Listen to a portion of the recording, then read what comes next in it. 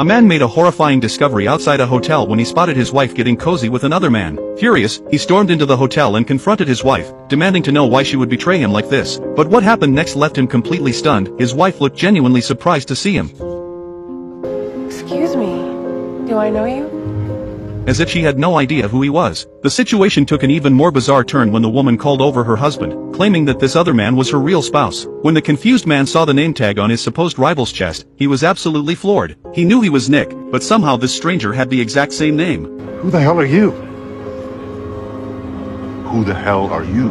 The hotel manager, convinced that Nick was causing trouble, had security escort him out. Nick tried to explain what had happened. He told them that he had been handling luggage outside the hotel while his wife checked in alone. When he went to inspect their bags, he realized they were missing an important briefcase. Remembering that he might have left it at the airport during their cab ride, he decided to go back and retrieve it on his own. But during the drive, disaster struck. The driver swerved to avoid a falling refrigerator and crashed straight into a river. Nick was knocked unconscious from the violent impact, and it was only thanks to the quick thinking of a female driver who smashed the window that he was pulled to safety. When Nick finally came to, he found himself in a hospital bed. The doctor informed him that he had been in a coma for 4 days following the accident. Nick was a biology PhD who had been traveling to Germany with his wife for an academic conference. However, when the medical staff tried to help him contact his wife, Nick couldn't remember her phone number. In fact, he had lost most of his memories from before the crash, retaining only fragments and blurry images. Despite his memory loss, Nick insisted that the man at the hotel was an imposter. This imposter, did he also steal your wife?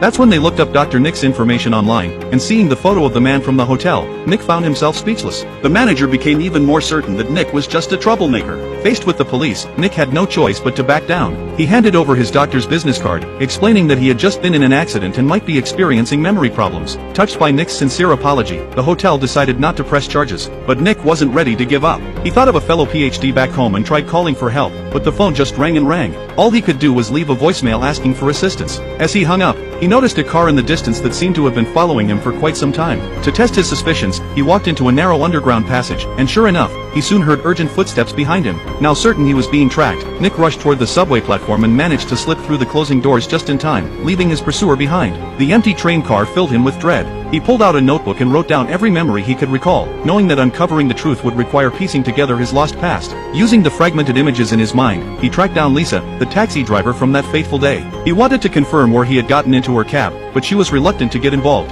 fearing it would cost her job. Nick had no choice but to leave empty-handed. Next, he went to the research facility, hoping to find the doctor who had invited him to the conference. Even though they had never met in person, he hoped the doctor could vouch for his identity. But when he walked into the room, he was shocked to find the other Nick standing right there beside the doctor.